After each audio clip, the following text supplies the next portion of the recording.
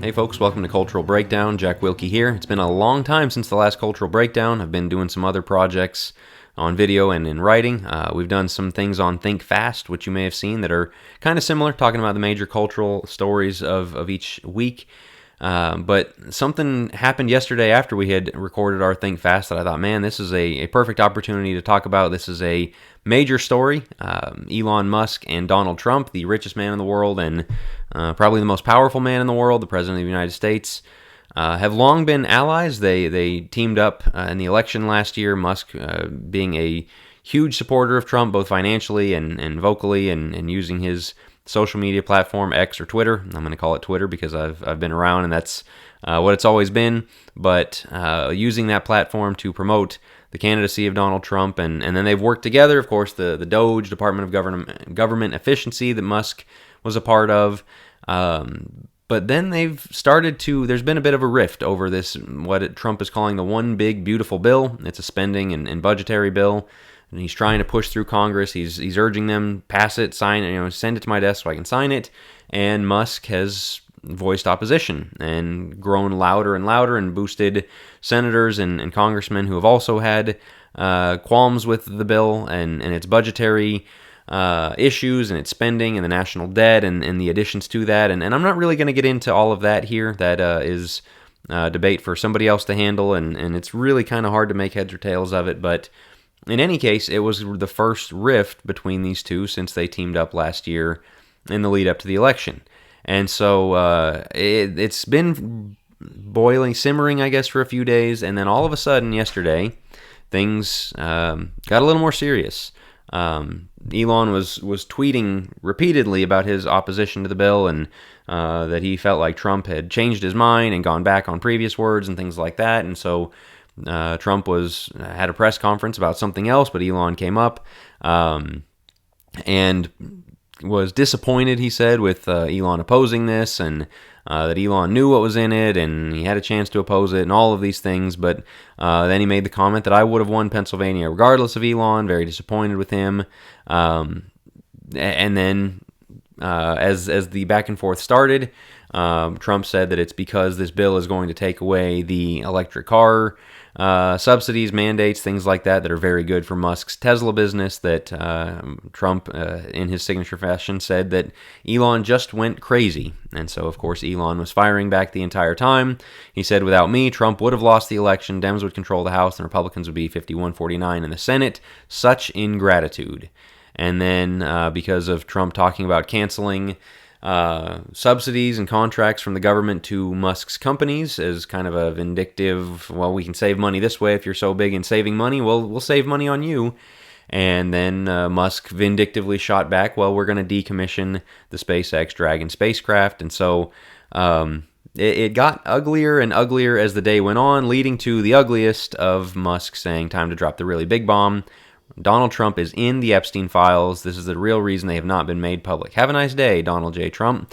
Mark this post for the future. The truth will come out. And then somebody posted some past documentation about Trump and his connection with Epstein that Musk went on to share with a raised eyebrow emoji. And so it can't get more serious than that. A lot of people say, this is kind of like pro wrestling. The term for it is kayfabe. They're faking it to get a reaction, to cause something to happen down the road, or to give themselves some political leeway, or whatever it may be. Maybe. I don't know. It sure seems real when you accuse somebody of the kind of accusation that Musk threw out there. That's a pretty serious thing, and so I'm going to take it as real. I could turn out to be totally duped, and that they put this whole thing on to, again, make some political point to win themselves some room to operate, or whatever the case may be. A lot of people believe that. I don't know. I really don't think so, but it could be. And if so, then this whole video is gonna look pretty stupid. But an accusation like that is not something to be taken lightly. Of course, a lot of people immediately fired back. Hey, you were friends with this guy up until 2 days ago. You were friends with an Epstein client. What you're alleging is an Epstein client until you disagreed on spending. That doesn't seem very wise. You let your 5-year-old son hang out around this man. Is that something you would do if you really believe this? So there's been a lot of back and forth, I guess, is the point that I'm getting at with all of these things. Just to kind of sum up what happened. Well, then last night, somebody said that the two should make peace for the good of, or the benefit of our great country. We're much stronger together than apart. Musk came back and said, "You're not wrong." And then somebody said, "You're better than this. Cool off. Take a step back for a couple days." The guy said, "Good advice, and we won't decommission the Dragon program." So Musk last night, very much, I don't know if it's cooler heads prevailed, if whatever happened, came to his senses a little bit, sobered up a little bit. I don't know what the case was. You don't really get to go from calling your former friend a pedophile to all of a sudden, yeah, no, we do need to get back to being on the same team or work this thing out kind of thing. It doesn't really work that way. And that's really what I want to focus on with this and with all of these cultural breakdowns is the lessons we can learn from the things going on in the culture. And what we see here is a textbook quarrel. It's textbook strife between people. Raise your hand if you haven't been there. Raise your hand if you haven't been in a situation where you're mad at somebody that you used to be close with, whether it's a family member, a church member, a friend, a coworker, or something in any of those venues or anywhere else. These things happen between humans. God knows about that. He put a lot in the Bible about our interpersonal relationships and how to handle these things properly. And man, this is a masterclass in what not to do. I should add to this that it came back around today after Elon had tweeted those things about reconciliation or working things out or whatever, that Trump doesn't seem interested right now. And again, this could all be part of the act, but he said he's not particularly interested, not even thinking about it. The poor guy's got a problem, he said, is how he wrapped that up. And so who knows if that's the end of it? Who knows if they come back together, if they work it out someday down the road? When you have two billionaires, very accomplished men, there's egos there. There's you don't get to that level of success without strong-headedness. Those things happen. Well, we can all be a little strong-headed, though, and that's, again, what I want to talk about and focus on here is lessons from this. The first of this is when we look at this, before we get into lessons for our interpersonal relationships, when you watch this stuff, don't forget your grain of salt. Don't forget that, who knows, we're looking at all of this from afar. Don't get too invested in the sides or anything like that, or the outcome, who knows? Who knows? The first to plead his case seems right until another comes and examines him, as Proverbs 18:17 teaches us. We're going to look at a lot of Proverbs here over the next few minutes. But having said that, let's get to the interpersonal lessons for us, for the next time somebody really hurts you, the next time you are at odds and butting heads with somebody, and thinking about handling it the right way. Because, man, as I said, I've been there, we've all been there. Almost every time I've said things that I look back and go, shouldn't have said that. That did not help. That made things worse. And so, number one, don't say something you'll regret. Proverbs 13, verse 3, the one who guards his mouth preserves his life. The one who opens wide his lips comes to ruin. That's, man, that has happened throughout history. That's happened, as I said, I've been there. You can damage a lot of things with saying something you'll regret. I don't know if Musk regrets dropping the nuclear accusation that he did, where he came back around and seemed a little more open to reconciliation. I would think there might be some regret there. Maybe you shouldn't have gone for the biggest bomb you have to try and burn this thing to the ground. You can burn a bridge in a way that it will never be rebuilt again. And there is forgiveness, there is tolerating one another, there's things like that. But sometimes, though, you can forgive somebody, but the wound doesn't fully heal. You don't come back together in the same way you were before. You think of Paul and Barnabas and over the John Mark split that occurred between them. And, of course, Paul speaks favorably of John Mark later, but he and Barnabas didn't work together again. They both went doing separate things for the Lord. And I'm sure in heaven they probably there's not going to be that rift in heaven. But in this life, we can cause things, we can say something that we'll regret that might be irreparable to a degree in this life. And so just keep that in mind the next time the situation gets warmer and warmer and more challenging to hold your tongue. James tells us about that the tongue is a fire, can burn the whole world to the ground, and sometimes that's what happens. Next, avoid quarrels like the plague. You can disagree, and this is one of those things that we have to be able to do, is figure out a way to disagree without turning it into a quarrel, without without burning the relationship to the ground, to say, man, I really think you're wrong about this, and I'm really against you, and in fact, I'm going to oppose you on this matter. End of the day, I still love you. I will still work with you on the other things. We're still on the same team. Or even if you're not on the same team, there's times where you're going to have to oppose somebody who's gone adrift in their teaching or in their walk with God or whatever the case may be. And, you leave it open to where you can come back around, but you don't turn it into one of these, tit for tat and quarrels. Once again, looking at the Proverbs 15:18, a hot-tempered man stirs up strife, but the slow to anger calms a dispute. Nobody was calming the dispute yesterday, and I'll give President Trump credit. He didn't rise to the level of Musk. He showed a little more restraint than maybe he would have in his first term. Still don't think he did this all that well. You don't call the man crazy or whatever else, but at least he wasn't on there firing back to every single message that came out or whatever the case may be. Still, both of them could have handled this better and found a way to calm the dispute. And then Proverbs 20, verse 3, keeping away from strife is an honor for a man, but any fool will quarrel. Again, a necessary disagreement, Paul standing up to Peter in Galatians 2 and saying, what you're doing is wrong, you stand condemned. That's not a quarrel. That's something that needs to happen. A quarrel is something like this. I see it this way, you see it this way, and so therefore we're going to kind of start taking shots at each other.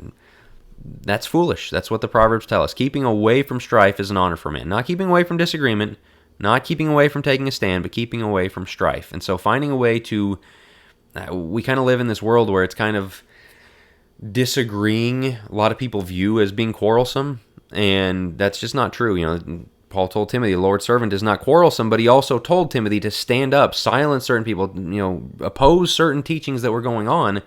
Knowing that balance is really, really important, and knowing how to navigate that without turning it into a quarrel. Continuing on, if I can get my keys to work here.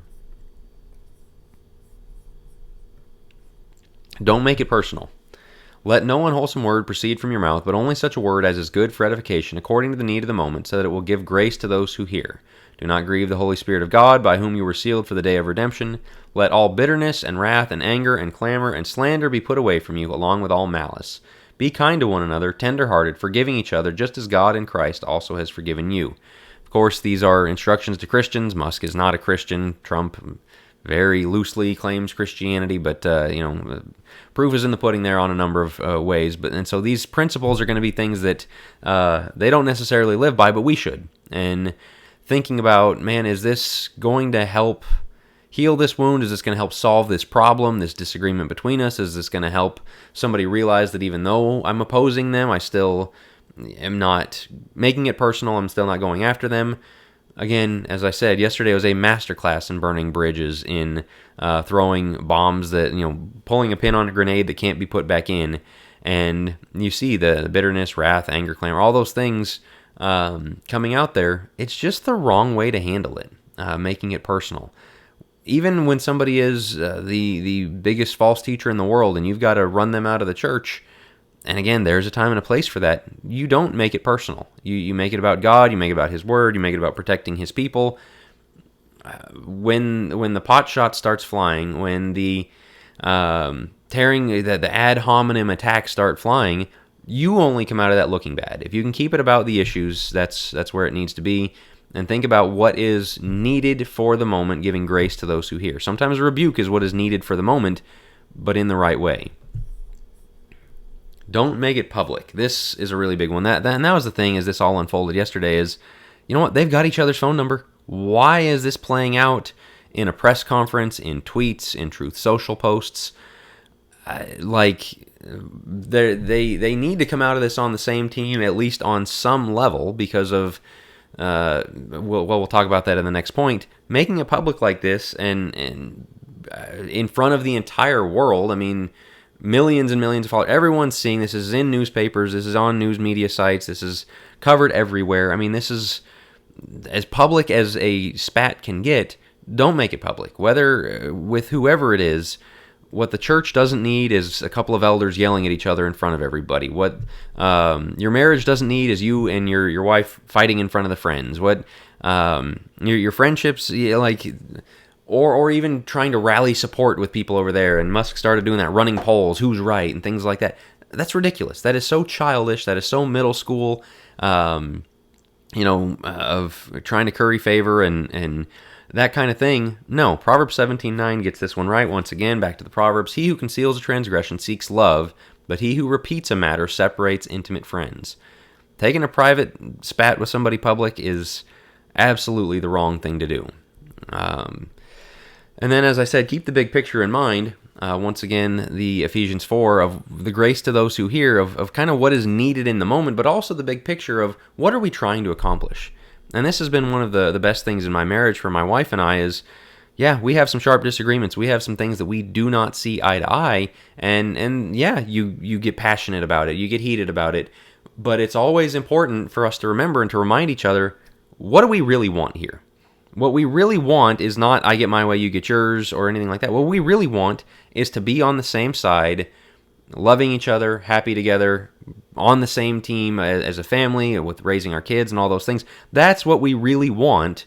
Even if we disagree about how to get there, we need to figure out how to get there with that in mind. Well, with this, what Trump and Musk, what they want is still largely the same. Yeah, they disagree on this spending bill. Well, what are their alternatives? Is Musk going to go join the other team who are even bigger spenders? I mean, like, what does he gain out of this? Where does he turn from here? Well, I'll start a third party. Yeah, that's not going to work. Like, that's never worked. You're just going to burn it down to the ground, and the other guys will get in and spend even more.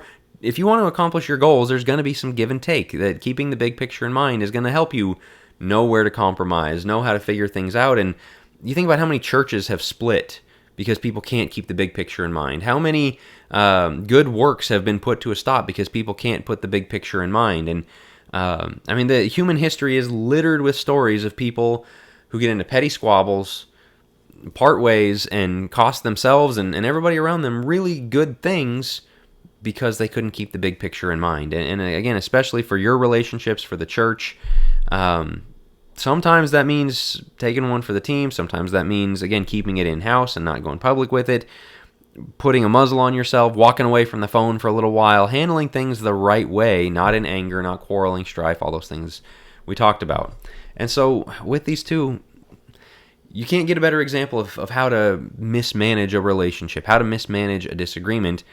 But it's useful in that we're always going to have disagreements. We're always going to have interpersonal struggles with people. I mean, when people grow closer together, friction is what happens. Butting heads is what happens at some point. No two people are perfectly aligned. If there was a clone of me, we wouldn't get along all the time because he would, as James tells us, what causes these quarrels and strifes among you? You want your own way, essentially, to paraphrase what James has to say there. That's what happens. That's going to happen. That's okay. God has given us provision for what happens. You don't stir up strife. You don't add fuel to the fire. You don't say things that you're going to regret. All of these things that we can learn from this. And so as to what happens with Trump and Musk going forward, I don't know. Does he join the other party? Does he fund the other guys? I have no idea. Again, it could be fake. Who knows? Who knows? That's not really the point of all of this. The point I wanted to get at is learn the lessons when they're offered to you. Learn about peacekeeping, about keeping that big picture in mind of saving a relationship. How many friendships have ended over things like this where you just couldn't make it work, you couldn't forgive, you refused to give up a grudge, you refused to agree to disagree. Sometimes you're going to have to do. The ideal for the two of them here would be to say, well, I see it this way, you see it this way. All right, you fight for your side, I'll fight for mine. Afterward, we're going to come back together because we still have the big picture goals we want to work on together.